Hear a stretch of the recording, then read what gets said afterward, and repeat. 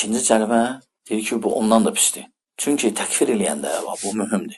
Bu təkfirçilər bunu başa düşməyib. Təkfirdən sonra nələr gəlir? Deyir ki, Hafizullah, və əgər sən bir adama təkfir eləyirsənsə, deməli onu çıxardırsan İslamdan. O deməli artıq müsəlman deyil, çıxdı İslamdan. Bu nəyə dəlalət edir? Ondan sonra nələr gətirir, çıxardır, səbəb olur? Birinci, əgər əgər zövcəsi varsa, ailə qurubsa, ailəsi ondan ayrılmalıdır. Çünki kafirlə yaşamaq olmaz mürtədlə. Nə onun mirası düşür onun övladlardan, nə də mirası götürə bilərlər uşaqlar ondan.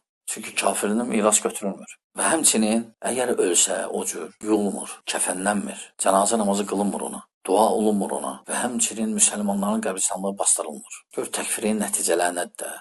Lakin problem budur ki, təkfirçilərin çoxsunu fikir versən. Deyir, atam kafirdir, anam öləndə ona kəfənləyirlər. Məsələn, deyir, atam kafirdir, atası öləndə evin götürür atasının. Əgər atan kafirdirsə, sənə heç nə düşmür. Qəribə. Görürsən, atası ölür, aparır, yuyurlar. Da cənazə qıldırırlar, özü də yanır. Deyir, atam kafir idi. Baba, ziddiyyatı başa düşmürük. Ona görə şeyx deyir ki, ikinci cərimə budur. Birinci cərimə nədir? Allahın elimsiz danışmaq. Şirkdən, hətta bir ayədə şirkdən də böyük günahdır bu. İkinci də nəyə gətirib çıxardır? Təkfir.